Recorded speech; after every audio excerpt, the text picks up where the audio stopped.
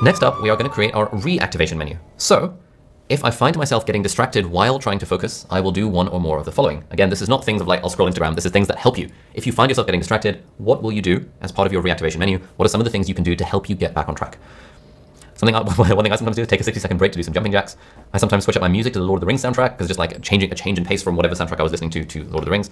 I'll sometimes switch my phone to do not disturb. In fact, my phone is almost always on do not disturb mode anyway, but I'll actually put it in another room. And actually there is evidence that if you have your phone simply in the same room as you, then part of the brain is used to like anticipate messages and notifications that might come in. And they had like it was a study where they put two groups of people. One of them had a phone in a different room. One of them had the phone in the same room face down and with no notifications. And they saw reduced performance on the task for the people who simply had the phone in the same room. So yeah, the phone is a killer when it comes to focus.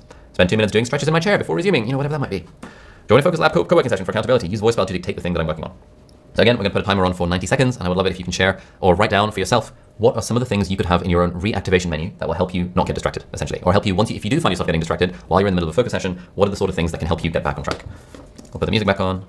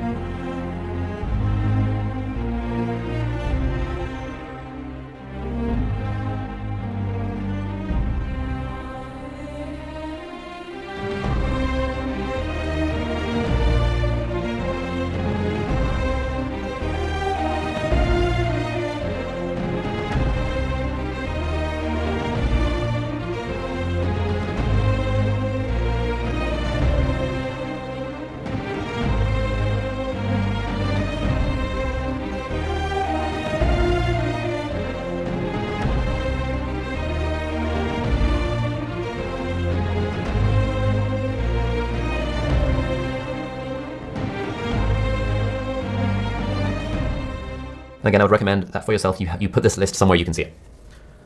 Because distraction is the second most common thing that we all struggle with, and it's useful for us to just have a list of really simple things that when we're in the throes of distraction, we can just look at our list and be like, okay, I'm just gonna do that thing. And then over time, we build up our own system, our own reactivation menu that helps us combat distractions. Let's keep going. So far, we have talked about these two components of the focus tower formula. We've spent the first 5 minutes planning and organizing, i.e. simply just choosing what we're gonna do for the session and decluttering our desk. We've spent the next 50-ish minutes, although your mileage may vary for that, trying to stay focused on a single task, and we have our on-ramp activation menu and our anti-distraction reactivation menu now, which are things that we know work for us when we are procrastinating or when we are getting distracted. So we can safely tick the box of focus. So ideally, if you incorporate these techniques, you'll find it a lot easier to focus for 50 minutes without getting distracted.